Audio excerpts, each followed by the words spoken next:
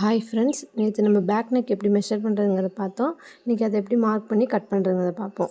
First 1½ inch வந்து மடிச்சடிக்கிறதுக்கு விட்டுறணும். அப்போ நம்ம 12 இன்ச்சஸ் வந்து எடுத்ததை வந்து மார்க் பண்ணிக்கணும். அதோட ஹாஃப் இன்ச் வந்து எக்ஸ்ட்ரா ஆட் பண்ணிக்கணும் தையலுக்கு. அடுத்து வந்து இந்த ஸ்டோலோட இன்ச்சு 5 இன்ச்சஸ் எடுத்தோம். 5½ இன்ச்சஸ் வச்சுக்கணும். அப்புறம் மேலே இருக்க ஸ்டோல்டரை மார்க் பண்ணிக்கணும். அதே மாதிரி சைடில் 6 இன்ச்சஸ் எடுத்தோம். அதோட ஒரு அரை இன்ச்சு சேர்த்துட்டு 6½ இன்ச்சஸ் குறிச்சிக்கணும். அப்புறம் நம்ம எப்பவும் போல் கழுத்து மார்க் பண்ணுற மாதிரி மார்க் பண்ணி வளைவு வரைஞ்சிக்கணும்.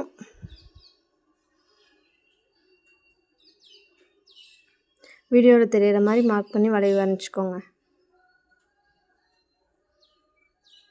மேல் ஹாம்கோல் ஒரு 1½ இன்ச்சு அளவு வச்சு கர்வ் போட்டுக்குங்க.